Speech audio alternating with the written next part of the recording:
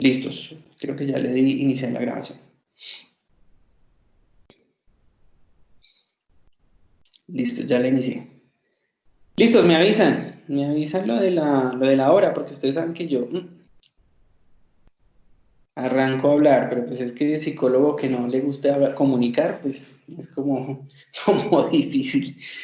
Listo, chicos, entonces decíamos que terminamos en la sesión anterior con el ejemplo de la terapia de rol exagerado de George Kelly, donde la escena pues era un estudiante universitario que le causa problemas hablar en las reuniones con su novia y la familia, y le damos un rol que la persona actúe en la que se le da la instrucción que exagere ciertos rasgos que le permitan comunicar de forma eficiente y eso le ayuda a superar las ansiedades que le produce en forma local la cena que tiene con los padres de la novia. ¿Listos?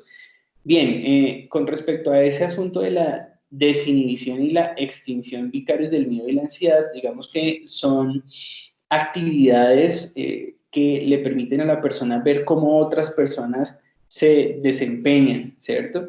Y a partir de esa observación de lo que hacen otras personas y que se desempeñan, digamos, en forma libre, lo que se procura es que la persona entienda que las consecuencias pueden ser positivas cuando se desempeña una conducta o un rol de una forma particular. Aquí entonces adoptamos, digamos, un poco el asunto de que esa parte del modelamiento puede ser a través de una escena vista, no necesariamente vivida. Entonces, por eso allí se agrega el concepto de modelos. Entonces, hay modelos que usted con su paciente puede ayudar a observar, a trabajar, para que la persona, viendo el desempeño de otra persona en una situación específica, pues capte la escena.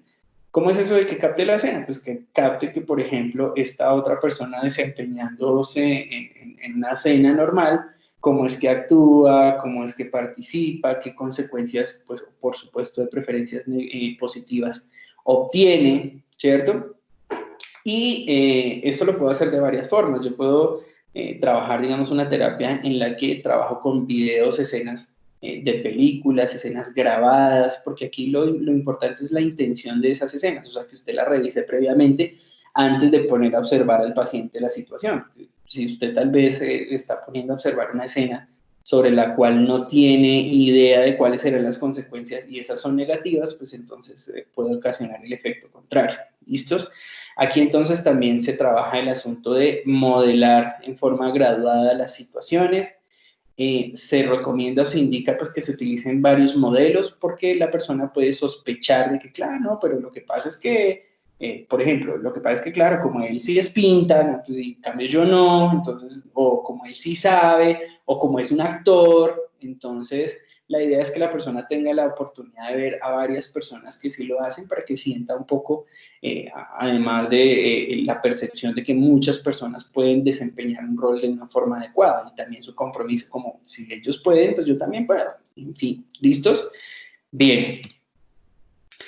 Con respecto a ese modelamiento que se supone que es graduado, entonces lo que se va a procurar es que según el usuario, para eso pues tendré que mirar basado como en las características particulares de cada uno de los pacientes, cómo es que él percibe que existe un grado de amenaza o no frente a ciertas situaciones, pues para él, ¿no? Ya decíamos que no necesariamente es una cuestión, no necesariamente es una amenaza objetiva, sino que para él cuál es el grado de amenaza que alguna situación, una práctica o la aproximación a alguna situación particular le representa. ¿Listos?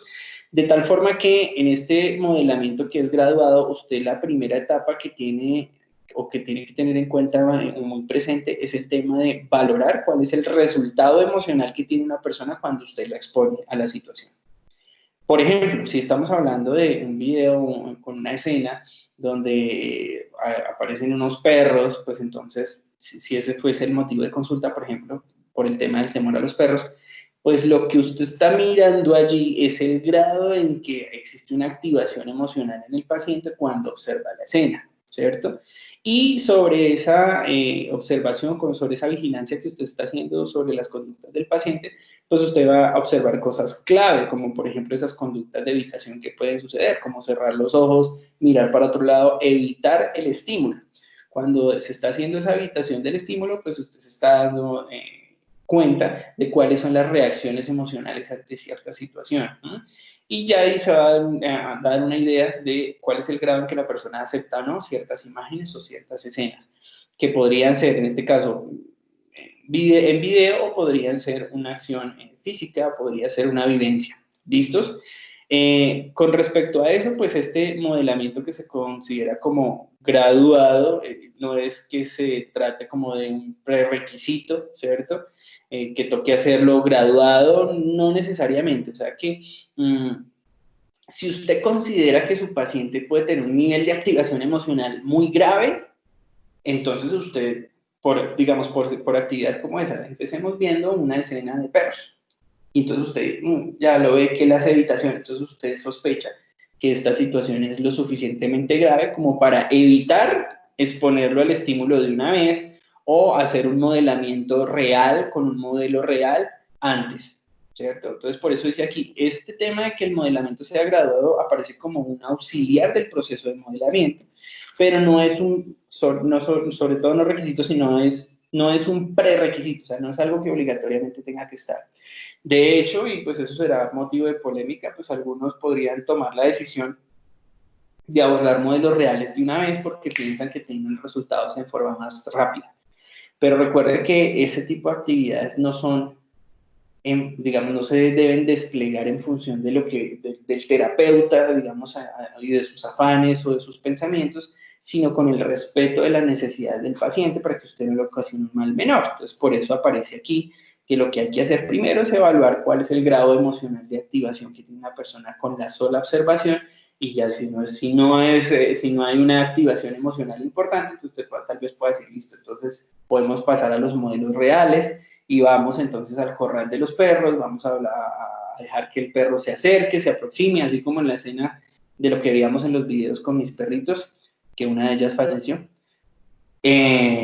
Entonces, sí, favorecer esa escena. ¿Listos? Bien, sucede entonces como por ejemplo en las escenas del tratamiento de los niños con miedos a perros, por eso les decía que cuando estaba haciendo esto y luego cuando empecé a ver todo el contenido de lo que tenía en mi computador, pues me acordé, ¿no? Yo logré como hacer trabajo con los perros cuando estaba en mis sesiones. Y las propuestas básicas, pues, son que se realicen como sesiones que puedan ser, si es que son graduadas, usted también puede considerar los tiempos, ¿cierto? Digamos que 10, 20 minutos para que el paciente descanse. Ahora, si su activación es alta y usted lo mantiene mucho tiempo allí y él se queda pegado en la activación, eso puede no ser muy perjudicial para la persona, ¿no? O sea, que tiene un alto nivel de activación y además lo mantengo en sesión durante 10, 20 minutos en exposición, también podría ser perjudicial. Entonces, aquí hay una indicación y es que de 8 sesiones, 10 minutos por 4 días más o menos, eso me está diciendo que en este caso son 2 sesiones al día. Usted que es matemático duro se dio cuenta allí que si son 8 sesiones por 4 días, pues entonces también podemos hacer ese tipo de regulación. Una sesión en la mañana, descanso, una sesión en la tarde y pues eso hace parte como del manejo de lo que usted puede llegar a trabajar en términos de modelamiento ya con su consultante. Si es el asunto de perros o si es el asunto de trabajar una situación de exposición particular. Y lo puede regular así incluso, ¿no? El mismo día nos podemos ver 2 veces, en la mañana y en la tarde, y hacemos ejercicios de esa naturaleza. Listos, como la idea es que la conducta no se aprenda solamente en un escenario, entonces se pueden utilizar varios modelos, ¿sí? Siendo que el propósito de la conducta que se busca, pues usualmente es que la conducta se generalice, o sea, que no suceda solamente en el espacio de la clínica. Es una de las críticas que le hacen, por ejemplo, a la acción experimental, que el sujeto, digamos, actúa solamente bajo condiciones controladas. Por ejemplo, sí, claro, cuando estamos haciendo este tipo de actividades, pues esto solamente está en el consultorio, pero afuera, ¿sí?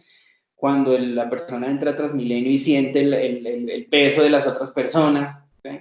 Ese tipo de situaciones. Entonces, lo que vamos a procurar con este asunto del uso de varios modelos es algo similar, y es utilizar diferentes modelos, ¿sí? Diferentes personas para que la persona tenga mayor probabilidad de pensar que se puede generalizar esa conducta. Desde este punto de vista, pues que él vea que las conductas son emitidas por varios tipos de personas o varios modelos. podría pensar, por ejemplo, si es el tema de la conducta que decíamos ahorita de acercarse a animales, pues que por su contextura o por su raza o por su género, entonces es que el animal no actúa. Y no, entonces lo que hacemos así es utilizar varios modelos, mire el niño, eso lo he hecho yo también con niños, abriendo, bueno, eso también para trabajar agarre, Daniela, por ejemplo, con el pelito de los perros, se utiliza mucho el Golden Retriever, porque tiene un pelito bastante interesante, eso sí, al perro hay que peinarlo todo el tiempo, pero cuando encontramos, por ejemplo, espasticidad en las manos, que mantienen la mano esta naturaleza y todo, pues esto me ayuda como, por ejemplo, a suavizar y que ellos puedan hacer esta secuencia de abrir la mano, ¿sí? Y la otra secuencia que también estoy buscando es la de jalar el pelo. Entonces, pero eso son conductas que yo puedo ir revisando ya y puedo modelar, porque puedo incluso moldear la conducta con la manito de los niños, como había tanta parálisis donde yo trabajaba, pues también tenía que moldear la conducta de acariciar. Y esa conducta de acariciar, pues no es solamente acariciar por acariciar, sino que también me está ayudando a reducir la espasticidad muscular o a ganar tono muscular si es que es con agarres y etcétera. ¿Listos? Bien, aquí entonces entra el cuento la discusión de qué es más eficiente, si los modelos simbólicos o los modelos vivos. Entonces, lo que les decía hace 15 días es que no existen diferencias representativas respecto a la eficacia. La eficiencia es una cosa pues, que siempre entra a considerar varios aspectos, como por ejemplo, no solamente que se cumpla o que se reduzca la situación, sino cuál es el costo, cuál es el tiempo destinado a ese proceso, ¿no? Por decirlo así. Listos. Este otro tema tiene que ver con el contacto físico, ¿sí? Es decir, que el grado en que el terapeuta y el paciente tienen algún tipo de relación durante el proceso y esa relación no solamente, digamos, en la instrucción verbal o en la preparación previa, sino también incluso en el contacto que le permite a la persona tener un mayor grado de seguridad respecto de lo que está haciendo. Por ejemplo, en las escenas típicas en las que salen, por ejemplo, una escena de una pareja viendo una película de terror y pues que hay un momento particular clave del terror ahí. Y pues alguno de los dos se agarra al otro, ¿cierto? Para sobrellevar la escena. Entonces, esto se trataría de algo similar. Para sobrellevar la escena durante el proceso de modelamiento, la persona necesita un soporte. Ese soporte en este caso puede llegar a ser físico. Entonces, decíamos que ese tipo de contacto, que además de ser muy respetuoso, y sobre todo en sociedades como esta, entonces hace parte como de un apoyo particular para la persona. Usualmente se utiliza, por ejemplo, la mano en la espalda, sobre la mitad de la espalda, que le permite a la persona tener una sensación de seguridad. Imaginemos que usted la está poniendo frente a ella misma en un espejo y que está haciendo un ejercicio de visualización, etcétera, o le está poniendo a ella frente a un estímulo de algo que le causa una fobia, un terror particular, está frente al mar, y usted pone la mano para ayudarle a dar soporte a eso. Entonces, es posible allí. ¿Listos?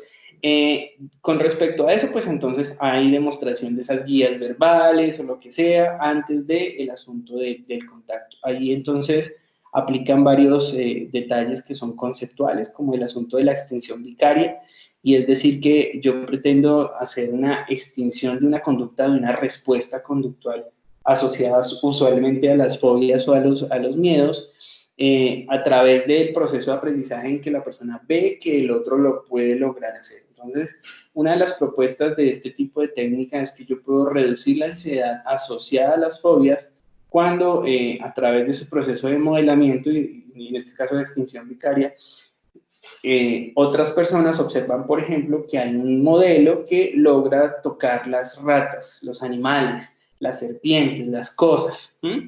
Y claro, no es tan fácil, entonces digamos que la primera etapa es el asunto de la observación, pero ahorita cuando decíamos que no necesariamente era un prerequisito, entonces también podemos observar eso, que alguien sea capaz de hacerlo. De hecho, en la formación, ahora que lo menciono de esa forma, típicamente, por ejemplo, en los colegios uno escucha eso, usted no es capaz, si usted lo hace, yo lo hago, entonces uno ve que el otro lo hace y pues ahí sí ya uno lo hace. Entonces esta sería como la forma más simple de un apoyo de extinción vicaria. Yo puedo tener miedo a algo o puedo tener cierta barrera sobre algo, pero ya luego que veo el modelo, otra persona lo hace y pues de pronto mido un poco las consecuencias, que no fueron negativas, las considero de esa manera, entonces ya logro, digamos, obtener más valor para emitir yo mismo esa conducta. Eso pasa también a nivel social, ahorita que hablábamos de la reunión. Entonces de pronto nadie dice nada, o están a la espera, o están al acecho, y lo suficiente es que alguno, digamos, lo diga, o toque el tema, y entonces como que se chequea, uy, lo dijo, ¿qué pasó? No, no pasó nada, entonces sí, el otro también, no, sí, yo estoy de acuerdo, así, El asunto de entonces aquí es que esa acción ayuda a que la ansiedad asociada a una situación particular se reduzca, ¿sí? Y eso permite al observador, digamos, tener mayores oportunidades de repetir la conducta. Entonces allí es donde se habla de extinción. Si yo tengo miedo, cuando veo que alguien lo hace, entonces es posible que ese temor se vaya reduciendo. ¿Listos? Lo otro es que técnicamente usted también puede agregar detalles que son técnicos dentro del proceso, ¿no? Eso hace que se reduzca la ansiedad, por supuesto. Entonces, si el asunto es de manipulación de animales, por ejemplo, pues esos detalles técnicos son cómo tomarlo, cómo cogerlo, dónde agarrarlo, cómo no muerde, cómo es que pica. Ese tipo de situaciones que son detalles técnicos, pues también tienden a reducir la ansiedad. Es un poco como lo que hacemos con el uso de la psicoeducación y de la biblioterapia también. Enterar a las personas sobre lo que les pasa, pues ayuda a que se reduzcan los síntomas asociados. Por ejemplo, si usted si usted encuentra personas que, por ejemplo, les dicen, tiene un tumor, ¿sí? Y entonces una noticia como esas, pues puede agravar incluso su condición de salud. ¿Sí? Es el caso típico de las personas que usted ha visto bien y que de un momento a otro como que caen. Es porque a veces ni siquiera el tumor es maligno, ¿cierto? Pero tenemos una construcción alrededor de la situación que si no está informada, pues nos puede llevar a sentirnos mal o a tomar alternativas pues poco adecuadas frente a una situación. Entonces, desde ese punto de vista, dar detalles al respecto, no, si está, pero resulta que es benigno, normalmente esto se lleva esto de esta forma, así, esa, es sanador para la persona. Antes de abordar el tema del modelamiento, yo puedo realizar un proceso de estos en los que doy detalles al respecto de cómo hacer las cosas y espero que allí, a partir de esos detalles, la persona entienda cómo manipular, cómo hacer, cómo es que hay que abordar ciertas situaciones y eso reduzca la ansiedad. ¿Listos? Bien, con respecto de este tema entonces de modelamiento, el terapeuta pues puede cumplir varias funciones ahí o tiene varios roles. El primero es pues que cumple una función de apoyo social, ¿sí? Emocional y físico, porque la persona está pasando por alguna situación particular y el modelo, por ejemplo, o modelarle la conducta, le otorga la oportunidad a usted como terapeuta pues, de ser un apoyo social, emocional y físico también para la persona. ¿Listos? Cumple la función de reforzador, allí entonces cada vez que, y ahorita que pasemos ahí, entonces van a encontrar que usualmente los reforzadores sociales y los reforzadores de otra índole que no son materiales son mucho más comunes, entonces no significa siempre que usted como psicólogo tenga que andar con unos dulces en el bolsillo o con unas colombinas, no sé, porque la gente, o porque uno siempre piensa en el refuerzo como algo físico, pero este tipo de función del terapeuta dentro de la sesión con su consultante tiene que ver con otro tipo de reforzamiento, que es emocional, que es motivacional, que es social, que siempre esté allí, ¿listos? Y lo último, pues, es el control de la situación, que el terapeuta es el que sabe hasta dónde puede llegar, el terapeuta es el que sabe, tiene control del animal si es un animal, el terapeuta es el que se supone que controla en cierto grado la situación. Esos son los riesgos, por ejemplo, de cierto tipo de actividades que me parecen muy interesantes y es realizar los procesos de modelamiento reales en sitio. Entonces, por ejemplo, si el temor de la persona que he conocido, he tenido digamos, la oportunidad de mirar algunos casos, es el miedo a las alturas, ¿sí? Y está asociado, por ejemplo, a subir escaleras eléctricas o a pasar puentes. He visto como entrenamientos reales en los que usted puede estar con su consultante, listo, este es el puente, vamos a cruzar el puente, ¿cierto? Pero usted todo el tiempo tiene que chequear. Por allí el tema del control de la situación es bastante clave. Este asunto de ese tipo de actividades, digamos, en vivo, son muy interesantes, pero también son muy riesgosas. ¿Qué puede pasar mientras pasa el puente? No sé, infinidad, cantidad de cosas que pudieran suceder que estén en contra del proceso que usted esté llevando y antes ocasionarle un mal mayor. Entonces eso habría siempre que considerarlo. Además que en la mayoría de los casos las personas no están en condiciones de pagar un servicio de esos, a menos de que usted sí esté en condiciones de hacerlo de forma gratuita o a menos precio, irse con el paciente allá donde le ocasiona la ansiedad para modelarle la conducta o acompañarlo, ¿no? Bien, en este caso entonces ese modelamiento que es participante, entonces necesita de una información verbal, del modelamiento que se haga de la conducta, ¿sí? Y del refuerzo. Esos son como los componentes esencialmente básicos de ese tipo de modelamiento. Miércoles, medio Mario. Listos. Tenemos entonces algunos ejemplos. Ya vieron que les pues, trato como de traerles ejemplitos ahí también. Ese procedimiento se llama manos enguantadas. Entonces, como ustedes ven, se divide el procedimiento como en etapas. Lo primero es la sugerencia que si usted está trabajando con animales, pues se asegure de que el animal es suficientemente dócil. Yo no sé si usted recuerda o si le mostré que en algunos de los videos trabajamos con perros, pero también con caballos. Y pues yo como soy tan creativo y descubrí que la atención visual, el seguimiento visual se llama eso de algunos niños, no lo hacían porque yo le decía, hey, mírame, no sé qué. No, no. Entonces un día decidí llevar una cometa, ¿cierto? Y al llevar la cometa, pues claro, al verla elevada, pues los niños empezaban a hacer el tema del seguimiento visual.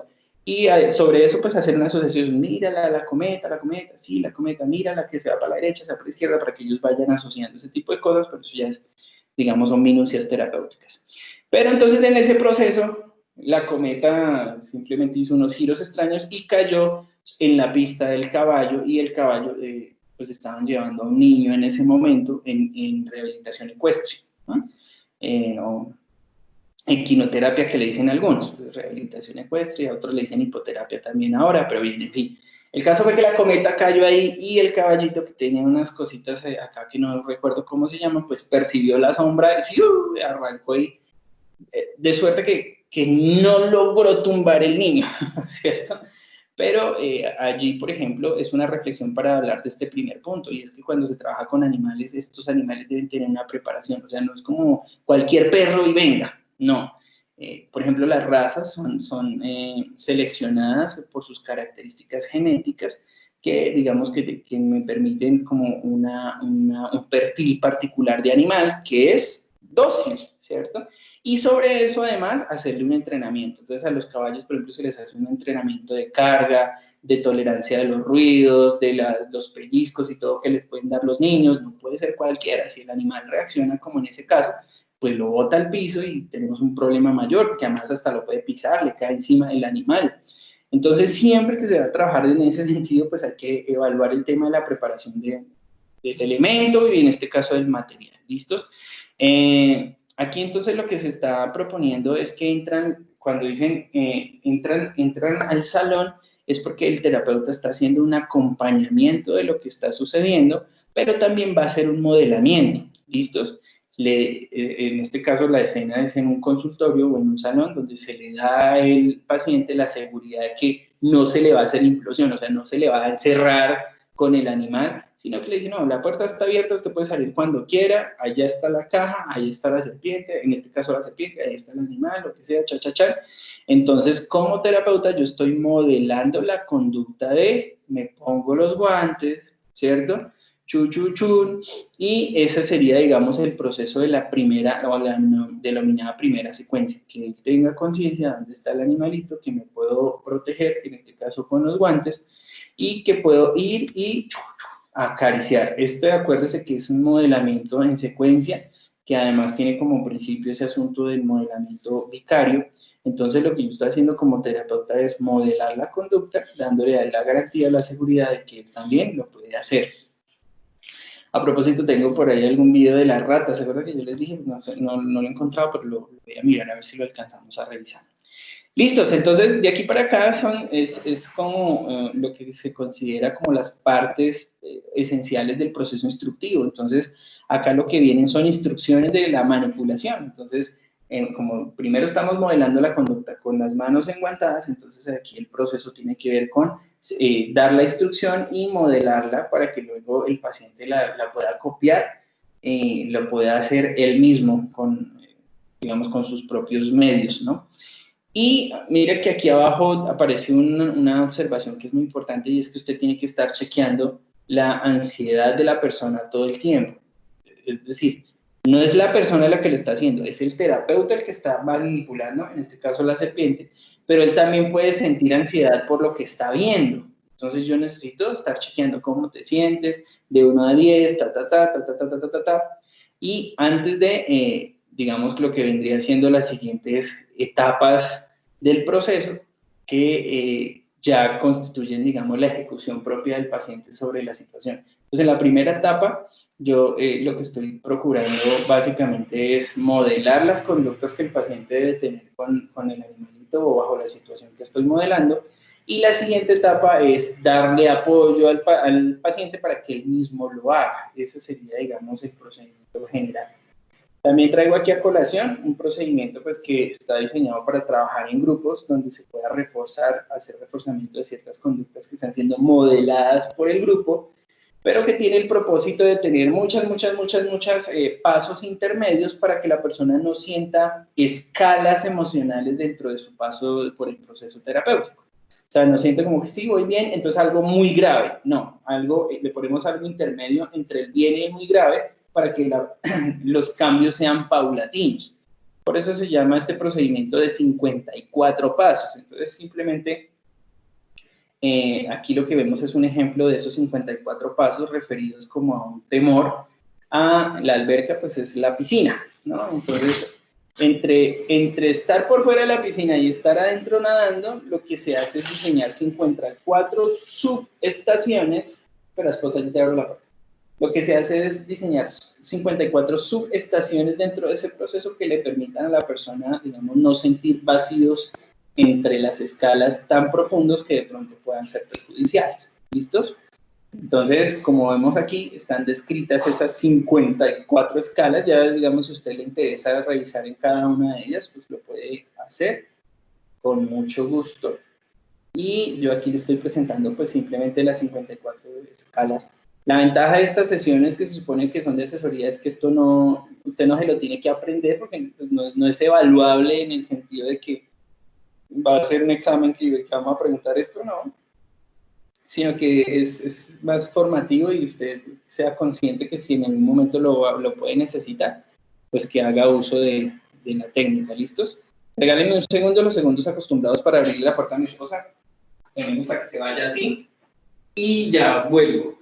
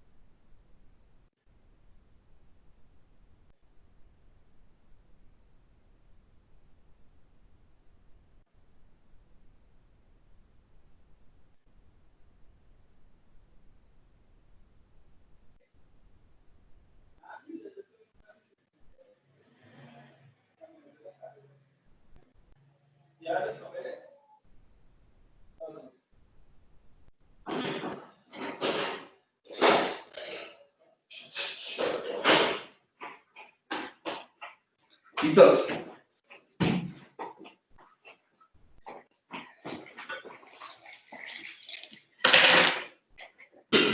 ¿Y en qué íbamos? Ah, sí, ok. Entonces, ¿dudas, preguntas hasta ahí? El proceso, mire que puede ser tan minucioso que entre el punto 0 y el punto 100, les decía yo en este caso, pues de un proceso de natación o de perder el temor al agua, pueden haber muchos puntos intermedios. Usted puede, digamos, pensar en que solamente es listo, mire la piscina, siéntese al borde de la piscina y bótese a la piscina, ¿cierto? Pero qué tan espaciosos en términos del impacto que puede emocional que le puede ocasionar a una persona, la diferencia entre estar de pie y estar sentado con los pies en la piscina puede ser importante. Entonces, en esos casos, pues tendrá que prepararse unas instancias intermedias. Pues está de pie, pero a 15 metros. Está de pie, pero a 10 metros. Está de pie frente a la piscina, pero a 5 metros. O sea, son varias instancias que se van llevando antes de. Y en este caso, cuando se hace en grupo, pues lo que se pretende es que ese factor grupal, ¿sí? Funcione como ese factor de modelamiento dentro del proceso. O sea, como todo el mundo lo está haciendo, pues es más probable que se logre la emisión de la conducta. ¿Listos? ¿Dudas, preguntas, inquietudes hasta ahí?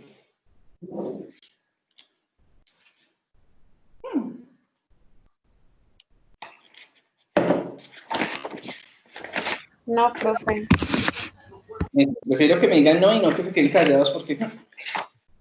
No, profe, no. Despiértense, despiértense. ¿Listos? No, profe, estamos despiertos. Eso, es que así tiene que ser, Jenny. Mira que a mí me dicen, no, es que, bueno, por ahí escucho, ustedes saben que uno aquí en esta vaina escucha, que no, el muchacho no participa, pero eso no, esas son cosas que no son de la modalidad, no son de la virtualidad, digo yo a esta persona. En muchos sentidos también es parte de las personas, o sea, que son así, no participan ni aquí, ni en el aula, ni no. Entonces, chévere que entrenen esa vaina. Además, porque laboralmente, usualmente en muchos contextos, la gente casi que siempre está esperando a ver qué dice el psicólogo. El psicólogo nunca se entrenó durante su formación en hablar, en opinar, en preguntar. Listos. Este tema, conocido como el manejo de contingencias, pues digamos que es uno de los temas, por decirlo así, más extensos y que caracteriza la actividad de la psicología conductual y clínica y cognitivo-conductual. Porque son concebidas estas contingencias, digamos que típicamente como situaciones inesperadas que pueden ocurrir a una persona y que por ser inesperado, pues entonces digamos que requieren de ciertas habilidades que no son necesariamente una preparación, sino habilidades para sortear esas cosas que son imprevistas. Para la psicología, digamos que este asunto de las contingencias es un poco la relación que existe entre las conductas y las situaciones, los contextos y las situaciones que son reforzadoras o no de esa conducta en unos contextos particulares. ¿Qué tan contingente es una situación respecto de la otra? Entonces, para este caso es qué tan cercana está para efectos del reforzamiento del castigo de una conducta, qué tan cercano está una situación a otra como para ser reforzante de la conducta o no, ¿sí? Esa sería, digamos, como una posición básica de este asunto de la contingencia.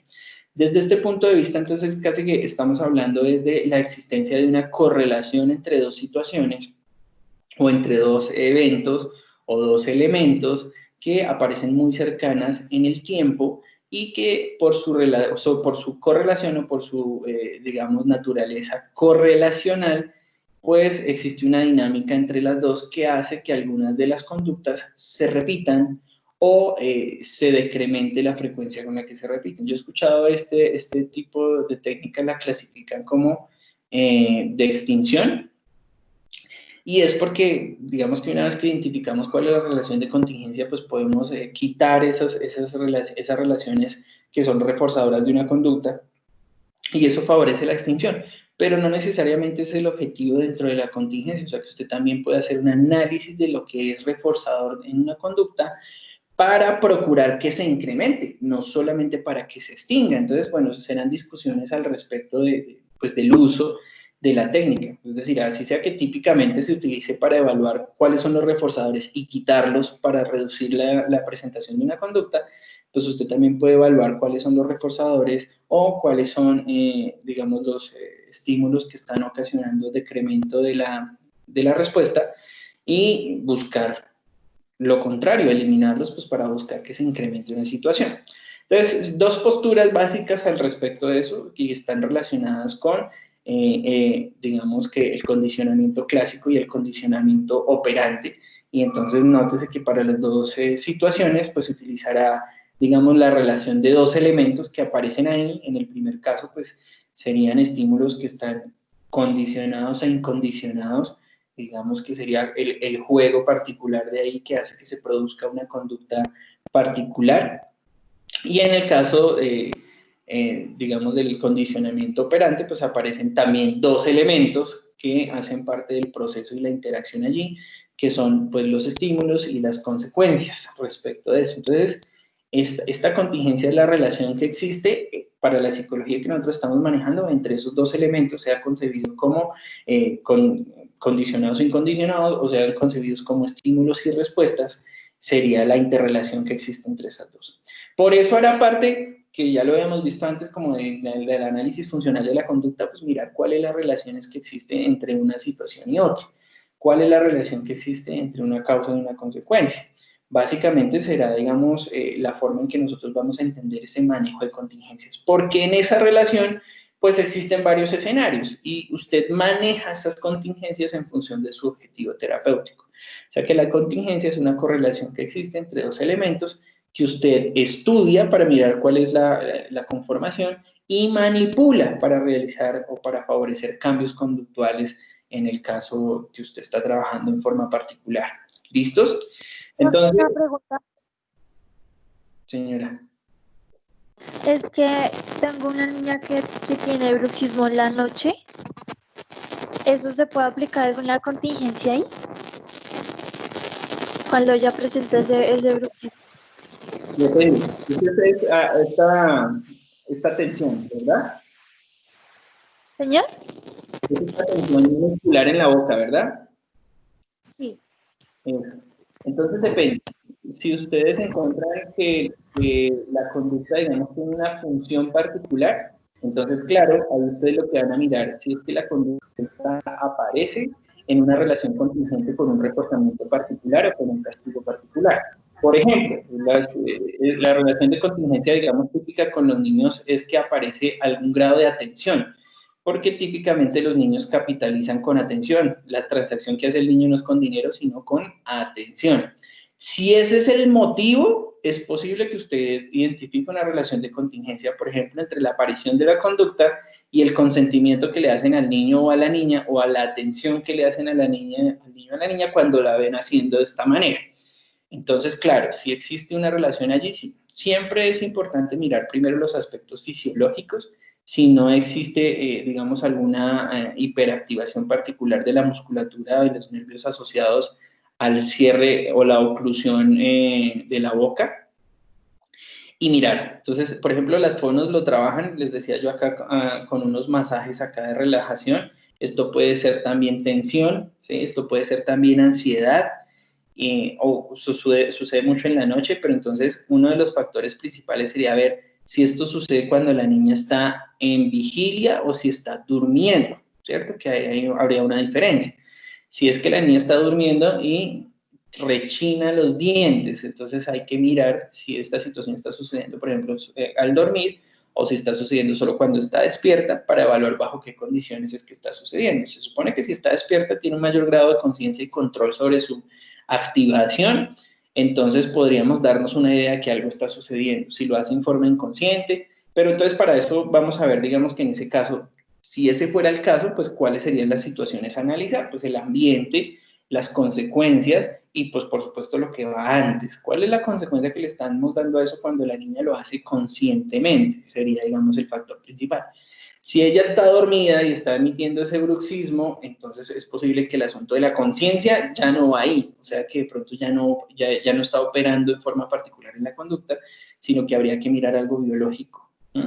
Y el trabajo que hacemos nosotros pues con las fonos es eso, ellos miran el tema miofuncional y no sé qué, y pues allí lo trabajábamos porque había muchos niños que tenían los dientes pues digamos bastante lastimados y la mordida pues bastante digamos transformada en mordida tipo 3, tipo 2, ustedes saben de eso.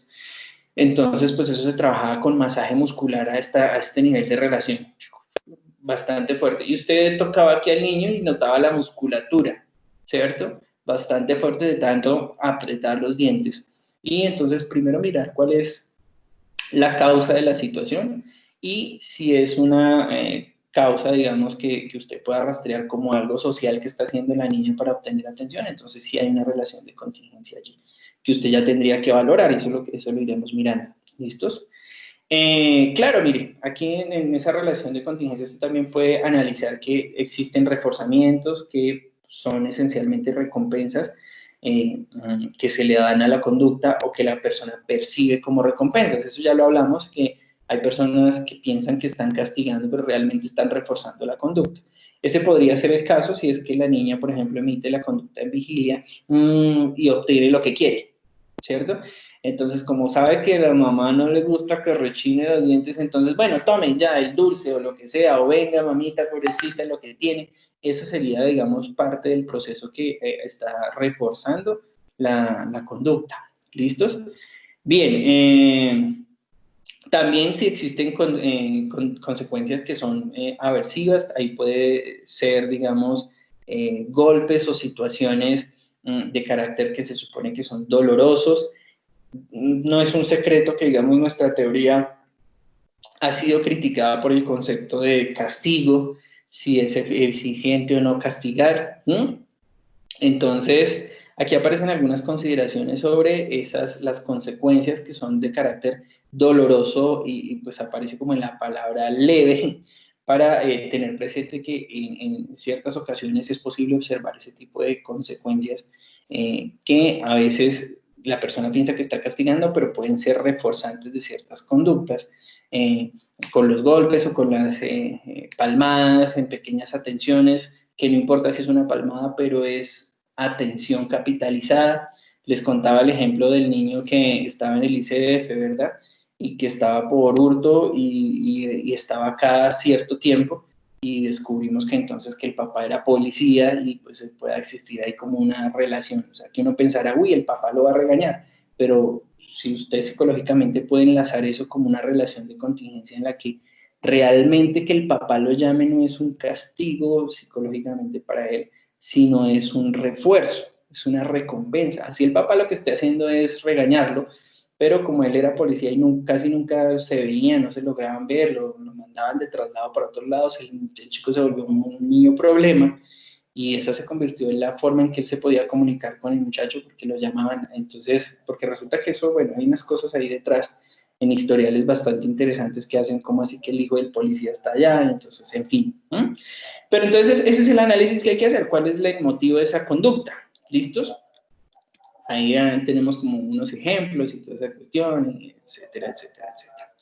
Listos, entonces, dentro de ese análisis, dentro de esa relación, perdón, que existe entre esas situaciones, pues hacemos un análisis de la forma en que se presentan las dos situaciones, si son reforzantes o si lo que hacen es reducir la probabilidad de que ocurra una respuesta, o sea, que se presenta como un castigo.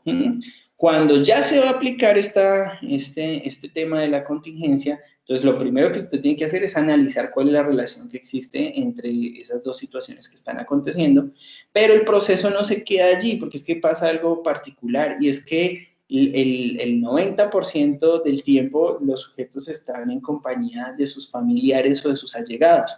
Entonces, el proceso, por eso dice aquí, incluye la capacitación de otros sobre la forma en que se aplica el manejo de contingencias. Entonces, lo primero es que usted en esa revisión mire cuáles son los estímulos que son contingentes dentro de una conducta, cuál es la situación particular, la analice, pero, ¿cierto?, capacite a las personas que están alrededor sobre el manejo de esa situación, porque usted se va a ir, no va a estar allí, ¿cierto? Es el caso, por decirlo así, de un programa que daban hace unos años, no sé si todavía sigue, que era el de la niñera SOS. Entonces, que ella asiste a la escena, digamos, la casa, observa la situación, registra qué es lo que está pasando, ¿sí? Entonces ella se da cuenta que esto refuerza esto, que esto es causa de esto, hace, digamos, su pequeño análisis y luego hace... De hecho, todavía lo dan, creo que lo dan como los sábados o domingos, y es bueno, porque les enseñamos... ¿Me lo estoy perdiendo? ¿Señor? ¿Me lo estoy perdiendo hasta ahora? Sí, profe, te lo estás perdiendo. Pero sí es bueno porque ya le enseña como a los papás a cómo hacer o sea, cómo aplicar las contingencias adecuadamente con los hijos. Claro que sí, pero recuerda lo que les decía, por ejemplo, el tema del modelamiento. O sea, a mí me parece esa forma una acción muy precisa de trabajar, me parece supremamente interesante, pero son alternativas, digamos, de alto costo. Por ejemplo, si no es que está dentro del esquema del programa, y seguramente en estos programas existe un tipo de contrato, por ejemplo, donde las escenas que son susceptibles de publicación no las pagan, ¿sí? Entonces ahí la gente, ay, sí, yo me inscribo porque yo quiero, pero entonces la contraprestación es, bueno, usted me da los derechos para poder publicar, ¿sí? Yo no le tengo que pagar nada porque lo que está haciendo la terapeuta cuenta como pago y usted me deja publicar todo. Eso no ha sucedido aquí, es raro, porque aquí eso vuelve en un programa todo. Pero entonces la otra situación es que entrar digamos, a la intimidad de los hogares, pues sigue siendo para nosotros, digamos, un factor un poco complicado y que eso lo publiquen y lo digan. Aquí hace un tiempo un formato que se llamaba, ¿cómo era? Intervención en crisis, algo así, ¿sí? Y lo dieron solo algún tiempo, que era una escena similar, pero entonces con consumidores de sustancias, donde le hacían, lo confrontaban en forma difícil. Listo, mire, ya nos reunimos toda la familia, hicimos un contrato, usted está con nosotros o está con el vicio. Yo no sé si ustedes recuerdan eso, y pues duró como una temporada, realmente no lo volví a ver, eso es bastante interesante. Pero claro, entonces el terapeuta entra, hace un análisis de la situación, mira cuáles son las contingencias, esto está reforzando la conducta, usted, mamá, está dejando al niño allá a la hora correcta que es, pero cuando el niño llora, entonces usted va y se le acuesta en la cama, y eso es un reforzador. Entonces, ¿cómo hago si es que él llora? No, pero es que usted realmente lo que está haciendo, está tratando de evitar que llore, pero realmente lo que está haciendo es incrementando el valor de la conducta. Bien, y lo otro que podría suceder, entonces ahí hay una capacitación de las personas, o sea, yo no puedo estar ahí pegado, es decir, desde este punto de vista, esta información no es que la maneje usted y todo dependa de usted, no, porque no tiene éxito un proceso de intervención donde usted no le enseña a las personas a manejar la situación cuando usted ya no esté. Y lo último que podría suceder ahí, o el siguiente caso, es que el propio paciente necesite pues estar capacitado sobre la búsqueda de situaciones que refuerzan su conducta o la conducta deseada.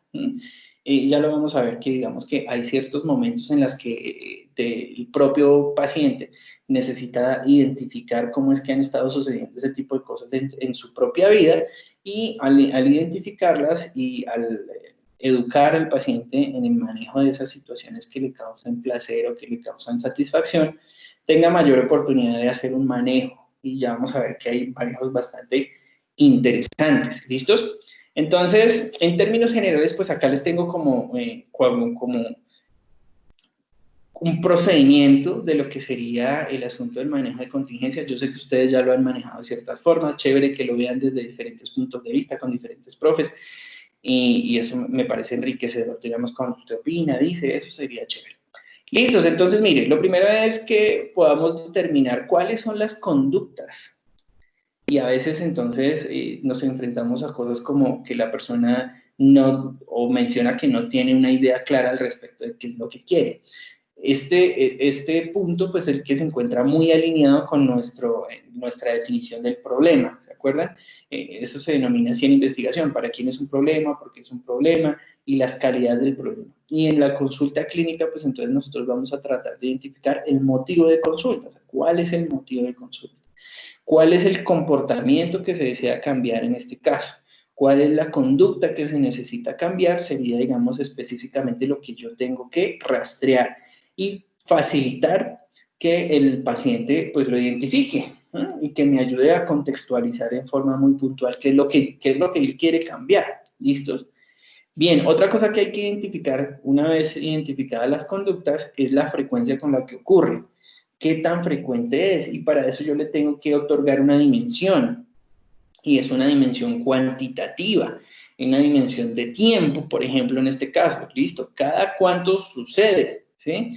En la semana, ¿cuántas veces? En el día, ¿cuántas veces es que fuma? ¿Cuántas discusiones es que tiene? ¿Cuántas veces es que se orina el niño? Es decir, yo necesito llevar allí a la minucia. ¿Se acuerdan que eso lo habíamos visto ya desde el principio?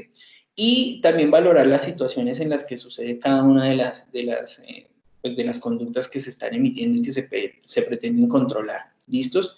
A partir de allí, pues yo, mira, tengo que evaluar también con el paciente, pues mirar cuáles son los estímulos que funcionan como reforzadores o mantenedores de esa conducta y ver, pues, hacer el análisis de pues, cuáles de ellas son adaptativas o son desadaptativas. Eso es como mirar el grado en que una conducta es razonable para una situación particular y para los objetivos particulares del paciente. Entonces, que si es adaptativo una respuesta agresiva, puede ser, ¿sí? Puede ser porque es la forma en que la persona, por ejemplo, logra tener una regulación emocional explotando en forma agresiva. Para él, en ese momento, lo es, porque no lo sabe manejar de una forma eficiente. Claro que si socialmente no es adaptativa, eso implica, por ejemplo, que esa agresividad le puede ocasionar un despido, que le puede ocasionar la pérdida de una relación. Entonces yo tengo que mirar, digamos, el grado en que una conducta es razonable bajo qué conceptos. Entonces, claro, es razonable porque no sabe comunicarse de otra forma, sobre todo cuando son niños, suelen emitir conductas extrañas como eso, tornarse agresivo, pues es razonable porque no le hemos enseñado, o toda la familia se comunica en forma agresiva, que eso también, digamos, serían escenas como las que constatar en eso. A veces a uno le llegan madres o pues, los padres de los niños que le dan a uno información parcial, no, es que el niño es agresivo, ¿y por qué será? Y va uno a mirar, es decir, si uno tuviera la oportunidad de entrar a los hogares y darse cuenta de cuál es la interacción, se daría cuenta que sí existe una razón.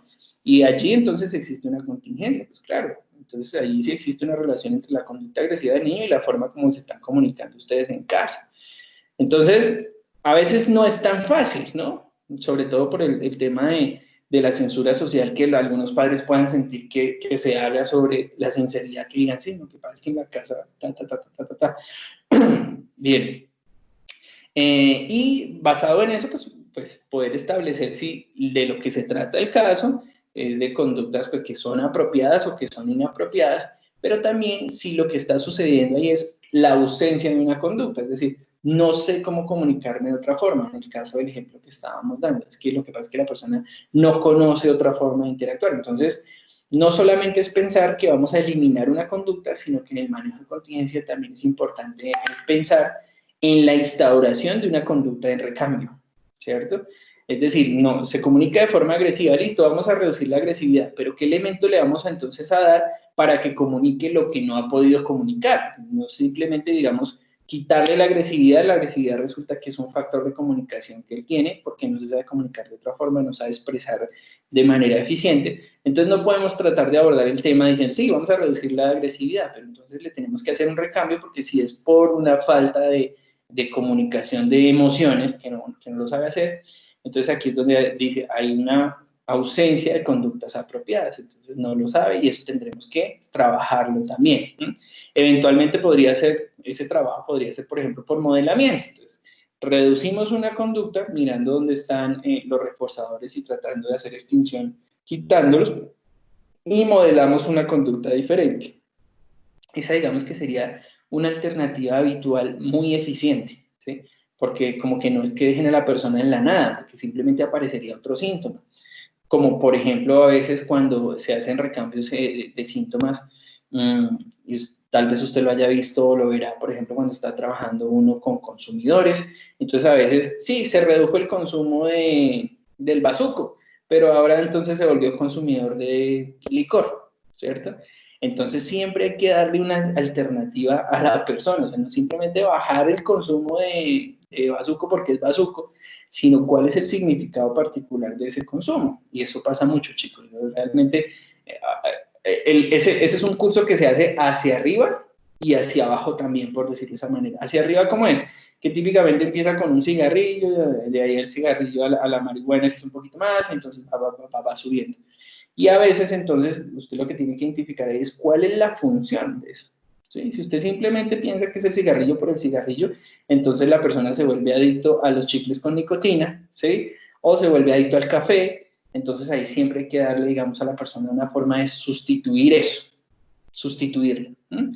Bien, y por supuesto, hacer una medición de línea base, o sea que esa medición de línea base es tan clave que usted seguramente la ha visto en seminarios, seguramente la ha visto en clase, ya la hemos visto con el tema de la asesoría, pero yo siempre pues quedo con algunas inseguridades además también por eso, porque el tema no es tan charlado, sino simplemente lo hablo. Entonces sé que hay cosas que saben, pero también me quedo siempre con la duda de que hay cosas que no lo saben, entonces yo trato de cubrir la mayoría de frentes. Entonces, de lo que ya sepan, me excusan, pero lo que pretendo siempre es como que sepan así un poquito más de lo que ya tienen ahí presente. ¿Listos?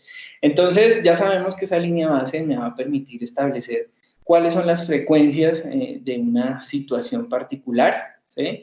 Que suceden pues, en una unidad de tiempo. Entonces, para eso yo simplemente pues, utilizo varias estrategias, pero esas estrategias pues, tienen varios problemas. El primero de los problemas es el asunto de la objetividad. ¿Qué tan objetivo puede ser una persona consigo mismo? Es una discusión además filosófica. Si usted, por ejemplo, se sentara a hablar con el profe Jairo acerca de la objetividad o no, pues no. De hecho, yo desarrollé mi trabajo de grado alrededor del concepto de la subjetividad. Entonces, cuando usted trata de meterle objetividad a un análisis de la conducta, pues vale la pena preguntarse, pues, ¿qué tan objetivo podrá ser la persona cuando se analiza a sí mismo? Sí, es bastante complicado. Sí, típicamente, digamos, la persona tiene la facilidad de ver los errores afuera, ¿cierto? Porque el ojo no ve hacia adentro, sino ve hacia afuera. Entonces, cuando le proponemos un ejercicio como que haga esa observación de la conducta, pues, ¿qué tan objetivos somos? Y en nuestro modelo, pues, vale la pena hablar de objetividad porque es que nosotros hacemos mediciones, ¿cierto? Esas mediciones son objetivas o no. Entonces, partimos de ese hecho. Esa medición de línea base, ¿qué tan objetiva puede ser? Cuando lo que estamos haciendo es un encargo al propio paciente que se observe y me diga algo sobre ello. La ventaja cuando es con niños es que normalmente pues nosotros utilizamos un factor externo que es el que nos ayuda como a valorar las conductas, ¿cierto? De los niños. Pero mire que ni siquiera así, porque las observaciones igual pueden ser parciales, ¿cierto? Porque los papás quieren a los niños, o podría ser digamos, un ejemplo bastante extraño, pero como para que me entiendan un poco, el niño que es típicamente canzoncito, pero que la mamá, por ser la mamá, pues lo ve de una forma amorosa y lo visualiza de otra forma. Eso sería, digamos, parte de la subjetividad a la hora de hacer registro. O puede ser lo contrario, exagerando cualquier cosa como si fuera una conducta extraña o como si fuera una conducta atípica, y entonces, al contrario, entonces llenarían los registros con una serie de cosas que de pronto resultan ser más o menos naturales dentro del proceso de desarrollo. O sea que aún así sigue existiendo subjetividad. Tan raro si en la casa no, mi hijo es un angelito, eso podría suceder.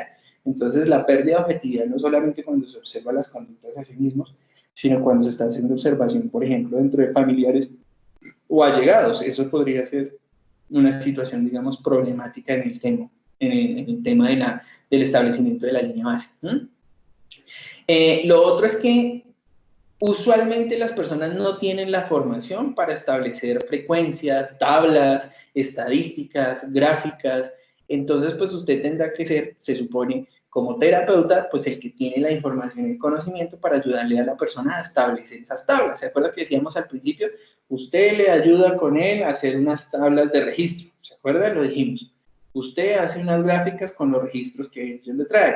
Entonces, desde ese punto de vista, claro, se necesita una acción del terapeuta bastante importante para que él pueda, digamos, lograr trabajar con usted en un mismo lenguaje.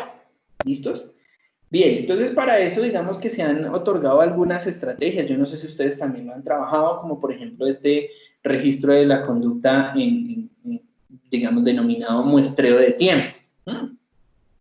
Y básicamente lo que se supone que es un muestreo de tiempo es en una unidad, como por ejemplo el día, que está compuesto por 24 horas, pues usted puede decidir tomar muestras, de eso se trata el muestreo, en diferentes puntos del día para ver si la conducta se está produciendo o no. En rigor, este procedimiento del muestreo de tiempo es que usted pueda determinar o establecer que, por ejemplo, cada 5 minutos usted observe si la conducta que es motivo de análisis se está presentando o no se está presentando y simplemente registre si se presenta o no se presenta la situación que está observando. Allí, en teoría, se pretende ser un poco más objetivo porque la instrucción es simplemente, no, mire, cada 5 minutos, mire al niño, diga qué está haciendo, está emitiendo la conducta, no está emitiendo la conducta y pare de contar. Es decir, que no sea tanto como todo el tiempo, pues todo el tiempo es cuando. Entonces, cuando vamos a entrar en rigor, podríamos utilizar una metodología como esta. que desde ya usted la observa y dice, cada 5 minutos ver una conducta, entonces puede ser bastante extensa, puede ser bastante tediosa, depende de la situación que usted esté observando, ¿cierto? Esa línea base, por ejemplo, en el caso que plantea Daniela, cada cuánto sucede el bruxismo, si sucede por periodos, por ejemplo, sucede 3 veces, pero 3 veces que 1 minuto en una ocasión, 5 minutos en otra ocasión, o es todo el tiempo. Ese es el tipo de cosas que yo ya necesito ir a puntualizar en esa línea base, ¿listos? Y entonces la otra observación que aparece ahí es que se haga como observaciones situacionales, o sea, que se defina muy bien la situación en la que se va a observar, porque no puede ser simplemente usted llega y divide las 24 horas del día y todo el tiempo está ahí y cada 5 minutos mira y registra, sería bastante tedioso, sino que defina cuáles son las situaciones de observación que vamos a tener, ¿sí? Entonces, por ejemplo, en la escena de una asesoría de 2 horas, los sábados, pues vamos a observar la escena y vamos a registrar cuántas veces es que encienden o no encienden la cámara. Entonces, yo en ese periodo, durante esas 2 horas, pues puedo tener mayor probabilidad, ¿cierto?, que cada 5 minutos yo revise el reloj y mire quién está conectado y quién no. Eso me da cierto grado de control. ¿Listos? Lo otro es, claro, hacer reportes de observación directa. En este caso también se conoce como descripciones de especímenes o descripciones sobre los sujetos o sobre las personas. En estos casos, entonces, mire, el observador, el que está haciendo el registro, pueden ser personas alrededor del sujeto, los papás, el propio cliente, un profesor, los amigos, los vecinos, y ellos me van a ayudar o van a cumplir como un rol de observadores muy cercanos y me van a ayudar a hacer registro de las conductas.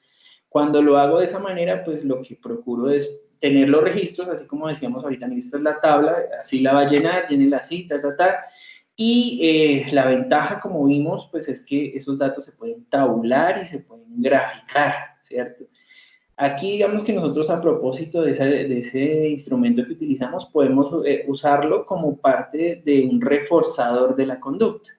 Es decir, que la propia persona puede ver cómo su conducta ha mejorado o cómo se ha comportado gráficamente, y eso puede ser un factor de reconocimiento del progreso, o sea, puede ser un factor reforzador si lo sabemos utilizar bien. Es como algo así como si usted lleva un registro, yo lo llevaba, lo confieso. Ya, no, ya esto debe haber estado más relajado. Sobre su peso, ¿cierto?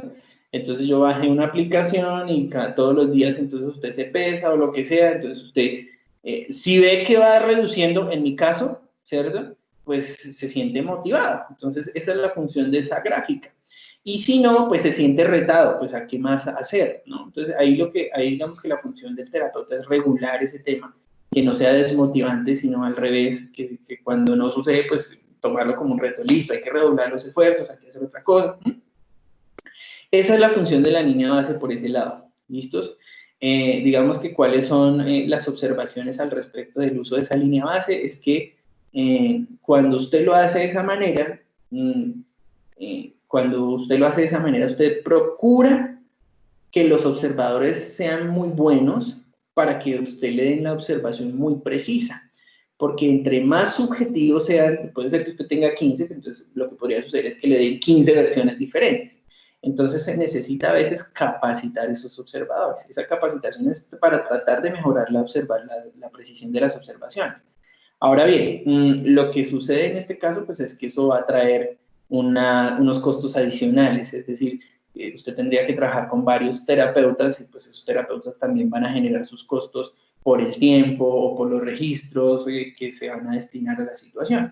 Pero digamos que en términos generales, realizar esa línea base con los observadores externos y que además sean profesionales o estén capacitados en lo que tienen que observar, a usted le reduce el nivel de error, en teoría le mejora la objetividad porque son varias miradas, pero entonces también le aumenta los costos. Eso es una condición que tendrá que valorar ya el paciente para saber si sí o si no.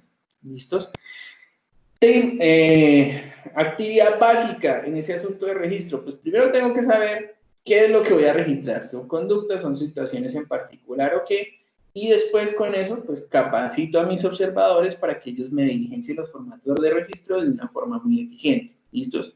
Esos observadores pues me van a venir a mirar pues cuáles son los eventos conductuales basados pues en ciertas unidades particulares o específicas, por ejemplo en los tiempos que voy a observar, por ejemplo en la casa, en la escuela o en donde, en unas unidades de unos espacios muy específicos, y también me deben regular pues cuáles son las consecuencias particulares que están sucediendo. Un observador típico entonces va a venir a revisar cuál es la situación basado en una unidad, que puede ser también una unidad de tiempo, ¿sí? Por ejemplo, la frecuencia con la que se presenta una conducta, de hecho puede ser mixto también, y creo que acá tengo un ejemplo, la frecuencia y el tiempo que permanece una conducta particular y cuáles son las consecuencias. Ah, bueno, ahí está el ejemplo. Entonces les tengo un ejemplo, ya. Un ejemplo en el que hicimos una tablita como los que habíamos visto antes, pero aquí estos ejemplos traen, digamos, unas novedades bastante importantes. Esta observación se hizo durante 7 días, ¿cierto?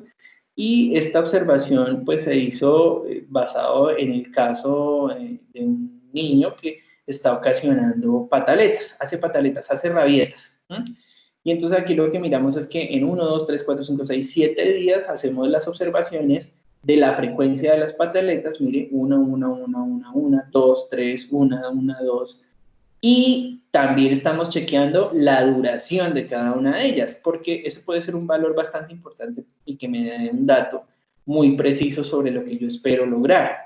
Entonces resulta que él está haciendo pataletas durante la primera pataleta que hizo el día 1, hizo nada más una en el día, pero esa una duró 4 horas. Al siguiente día ya no duró 4, sino 5 horas. Al siguiente día no duró 4 ni 5, sino 6 horas. Entonces, nótese que en términos del cuanta, de la frecuencia, pues yo digo, bueno, la frecuencia fue la misma, ¿cierto? Pero cuando voy a ver la duración de cada una de esas, sí veo que hubo un incremento. Entonces, ahí tengo que hacer un análisis, porque se me está manteniendo la frecuencia y usted podría pensar, bueno, no, está estable, pero lo que está variando es la duración. Entonces, por eso es importante también casar ese análisis con la respuesta. ¿Qué sucedió cuando hizo la pataleta? Duró 4 horas haciendo la pataleta y ¿usted qué hizo? No, pues me tocó consolarlo porque si no hubiera seguido 8 horas. Usted está dando cuenta que ahí aparece como la relación de contingencia. No importa si son 4, no importa si son 5, ¿cierto? Y no importa si son 6, pero mire que él se sale con la suya. O sea, que en el segundo día que pasó también hizo la pataleta, le dijimos que se callara, pero pues igual tocó darle el dulce porque ya llevaba 5 horas. Entonces ahí está la relación. Bueno, eso me está manteniendo el síntoma. ¿Listos? Y por supuesto, pues esto yo lo caso con un ejercicio como este. Ese fue tal vez de los primeros ejercicios que hicimos nosotros ahí. Para eso es que están las tablitas de Excel. Entonces, miren, lo mismo que aparecía aquí en la tabla, que es en el registro que ellos me están ayudando a hacer, y las respuestas que estamos registrando, ya lo paso yo a mi control, por ejemplo, en una tablita como estas, en la que voy a registrar en forma precisa la conducta, ¿cierto? Y ahora, ¿qué puedo ver yo ahí? Ustedes que son los duros de los datos.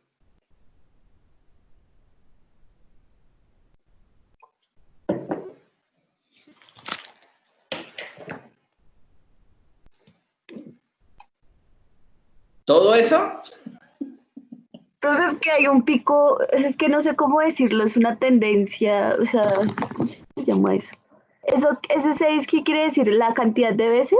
O sea, lo que está abajo, ¿qué es? Mira, día 3, Sí. 6 horas. Es duración. Ah, ok. Ese fue la más alta. Y se mantuvo en el día 5 y 6 en la misma duración. El día 6 tuvo 6 pataletas, 6 berrinches. Uy, no. Eso se llama método anticonceptivo, no mentiras. Bien, entonces, mire que aquí los datos están bien dispersos. Entonces dice, bueno, ¿qué es lo que está pasando ahí? Pues me doy cuenta que no hay una regularidad de los datos. Yo debo hacer observaciones suficientes. Esta es observación solamente de una semana. Entonces, digamos que en términos de tendencia, pues entonces tampoco es que tenga un dato regular, ¿cierto? ¿Por qué? Pues porque, mire, empieza en 1, ¿cierto? después pasa a 2, se sube a 6, pero después vuelve a bajar a 1, no hay una tendencia regular allí, ¿cierto? Ya les voy a explicar, digamos, esa parte. Ahora bien, mire, aquí estábamos viendo 7 semanas, ¿cierto? Y aquí estamos viendo 18. Si usted es buen observador, de ahí se va a dar cuenta de algo.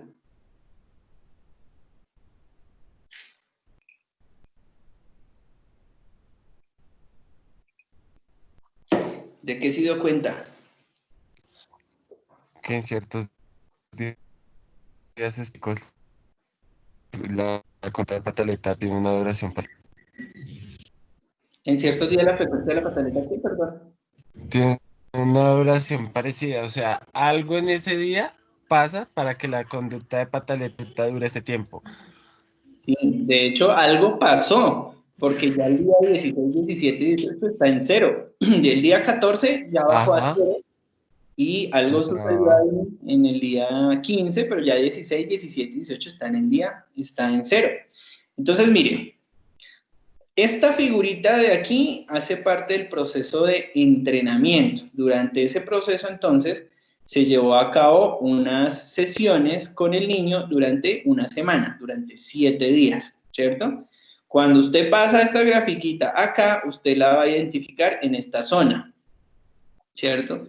Entonces resulta que durante el proceso de entrenamiento, durante el proceso de tratamiento, mira aquí le puse el letrerito, la conducta se tornó algo extraña, o sea que no existía una tendencia total. Pero aquí ya podemos identificar cuando tenemos la gráfica completa que tenemos tres momentos interesantes de la gráfica, que hasta aquí no habíamos llegado a las sesiones anteriores, ¿no? Dijimos, sí, la gráfica, pero mire el análisis. Habíamos dicho, es importante hacer una medición previa, ¿cierto?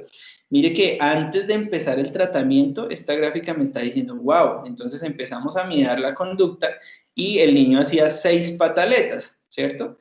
Luego el siguiente día hizo 4, el siguiente día hizo 6, pero también un día quiso ya más 1 y otro día quiso 6, o sea, no hay regularidad de la conducta, ¿sí?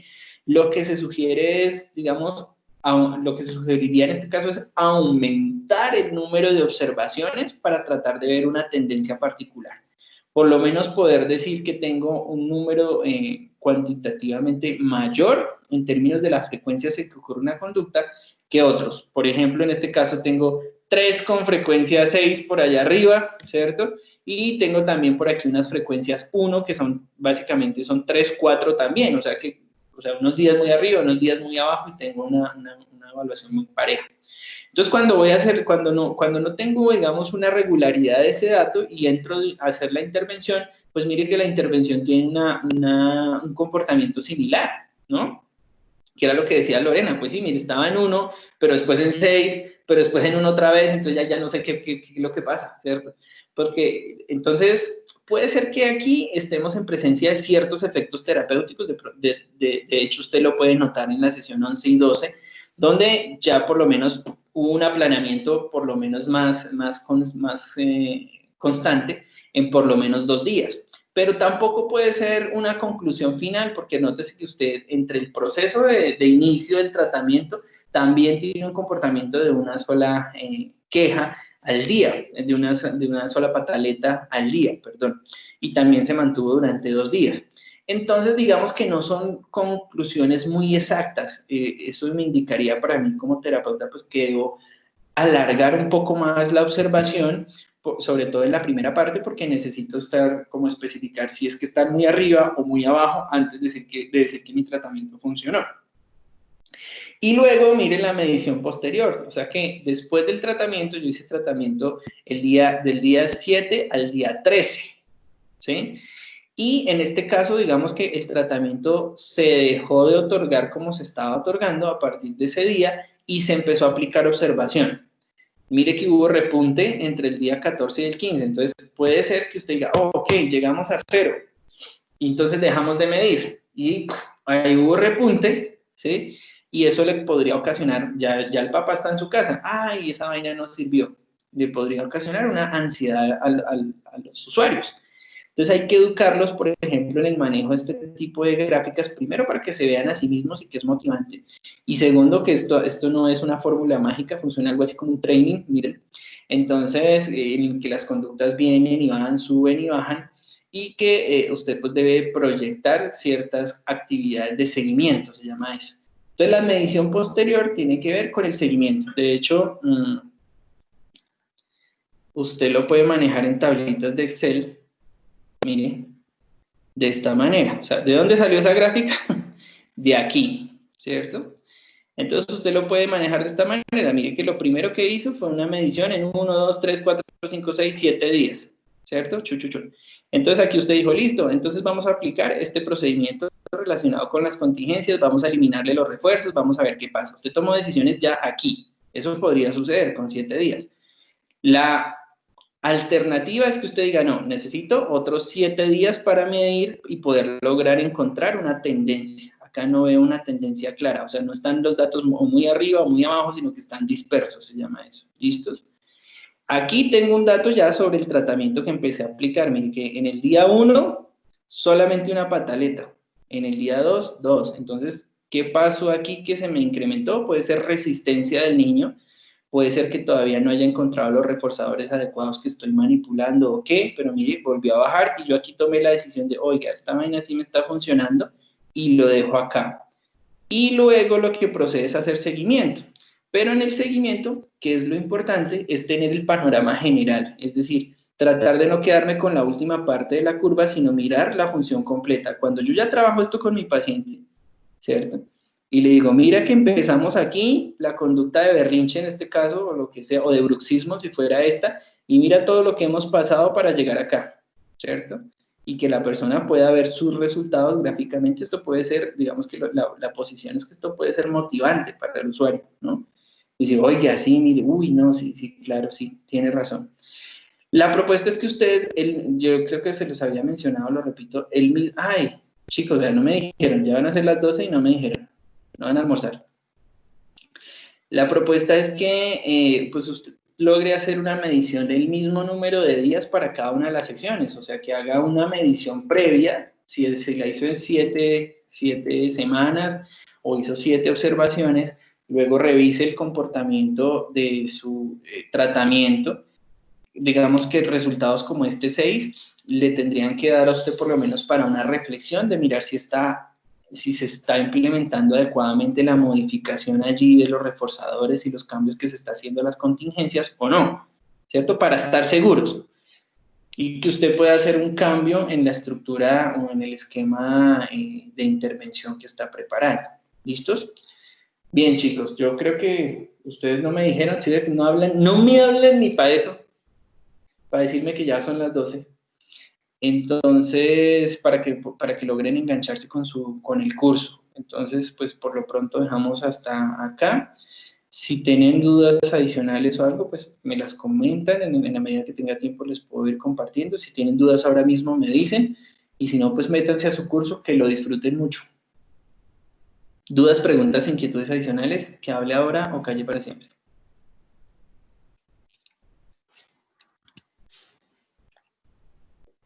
No, profe. Es que yo te iba a decir, pero estabas explicando lo de los picos y eso era importante, entonces por eso no te interrumpí. Ah, no, es que los picos son muy importantes. ¿Quién dijo que no? Listo, chicos. Entonces, espero que les haya servido de algo esto. Váyanse entonces a su cursito, por favor. Espero que les vaya muy bien, que no tengan luego problemas de conexión, porque ya son las 12. ¿Listos? No, panes, Bueno. cualquier cosita adicional. Bueno, Fíjense, gracias. Profe, muchas gracias. de nada, Jamie, que lo disfrutes. Eso, despídanse, ¿no? Gracias, profe. Chao, Lorena.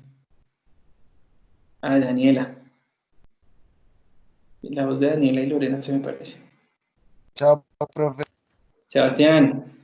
Chao.